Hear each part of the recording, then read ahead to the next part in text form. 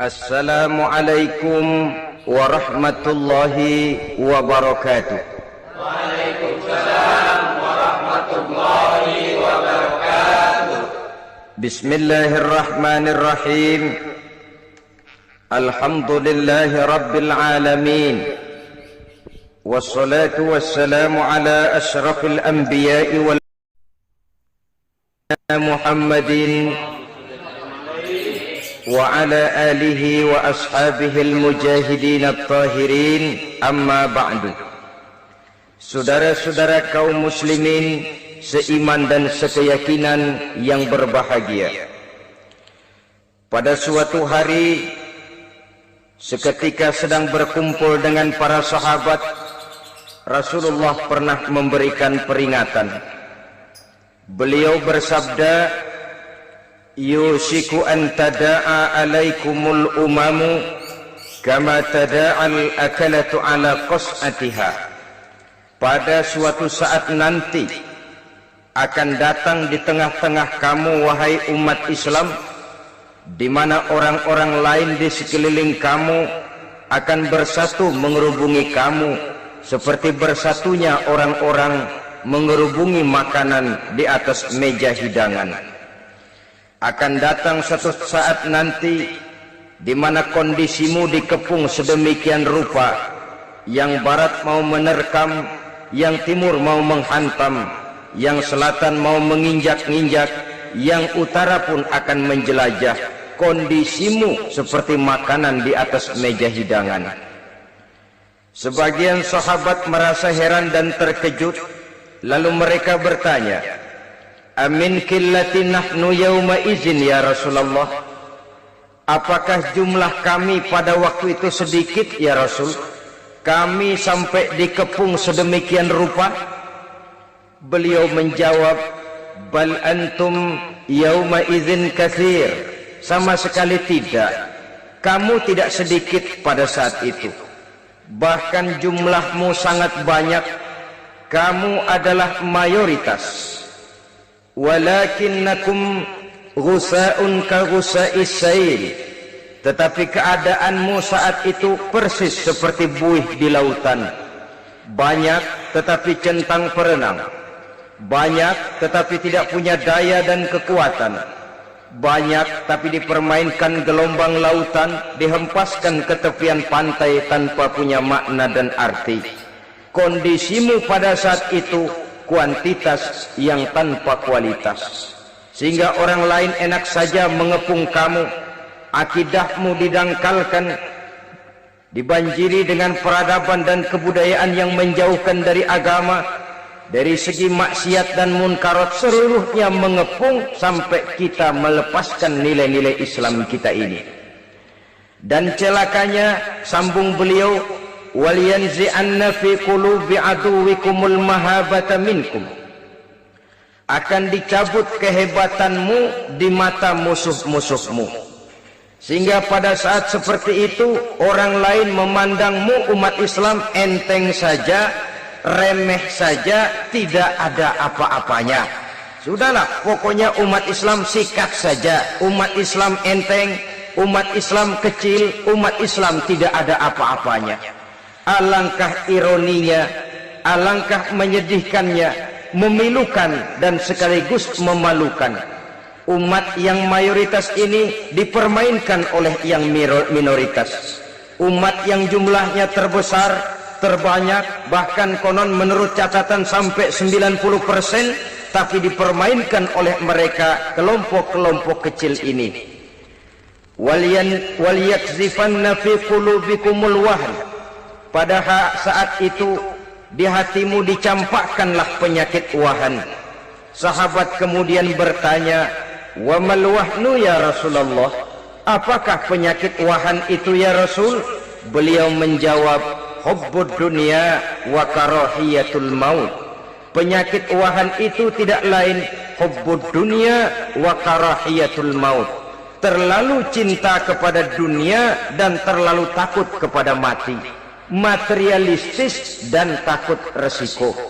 Dua penyakit inilah yang menyebabkan walaupun umat ini mayoritas, tapi dipermainkan oleh yang minoritas. Walaupun dia golongan terbesar, tapi nasibnya seperti makanan di atas meja makan.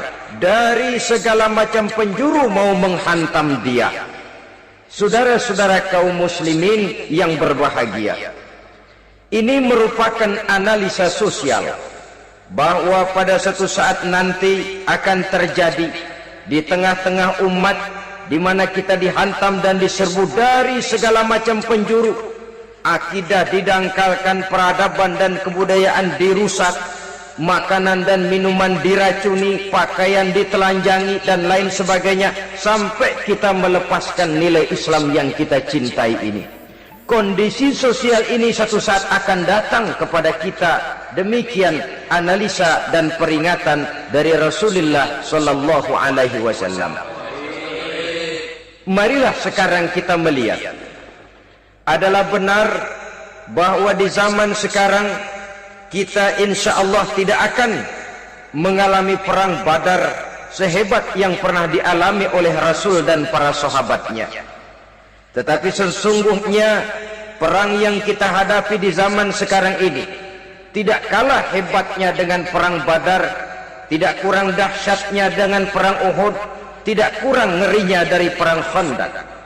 Hanya saja yang kita hadapi sekarang ini bukan ujung pedang, bukan ujung tombak, bukan ujung panah. Yang kita hadapi sekarang ini adalah perang akidah, perang ideologi, perang mempertahankan keyakinan.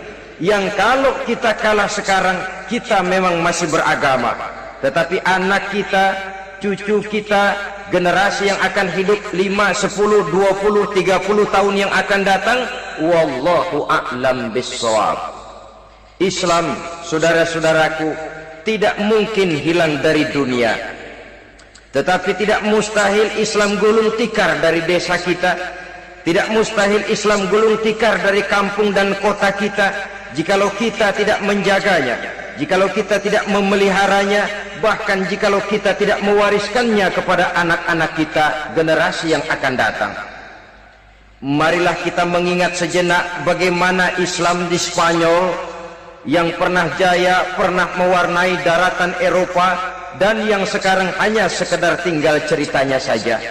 Ini pernah diperingatkan oleh Rasul dalam satu hadis, sayati ala ummati zamanun la yabqal Islam illa ismun wala minal Quran illa rasmun.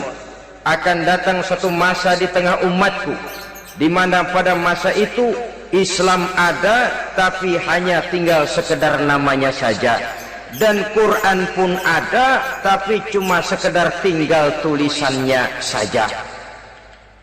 Apabila kita tidak mewariskan ini kepada generasi yang akan datang, maka serbuan-serbuan dari berbagai macam penjuru dari hari ke hari semakin kita rasakan kehebatannya. Tidak mustahil sejarah Spanyol akan terjadi di desa kita, akan terjadi di kampung kita, akan terjadi di kota kita. Orang Spanyol kalau mereka cerita kepada anaknya, mereka akan cerita, "Nak, di sini dulu ada masjid." "Kapan, Pak?" Dulu bener dah. Banyak orang Islam kalau hari Jumat pada sembahyang, "Kapan itu, Pak?" Dulu sekali. Sekarang cuma sekedar tinggal ceritanya saja. Bukankah sesuatu yang sangat tidak mustahil apabila kita tidak menjaga dan mewariskan Islam ini kepada generasi yang akan datang, maka serbuan-serbuan akan membawakan hasil yang diinginkan oleh para penyerbu itu tadi. Kita sudah menjadi umat yang mayoritas, tetapi umat yang mayoritas ini menurut Rasul dikepung sedemikian rupa, akidahnya didangkalkan, peradaban dan kebudayaannya ditekan sedemikian rupa, kehidupan sosialnya dibuat individualis, kemudian dari segi pergaulan, pakaian, makanan, minuman dan sebagainya diracuni, sampai dia tidak lagi berpegang teguh kepada agamanya. Dan dikala itu hilang kehebatan umat ini di mata musuh-musuhnya. Orang lain memandang kita ringan saja, enteng saja, satu umat yang sudah kehilangan wibawa.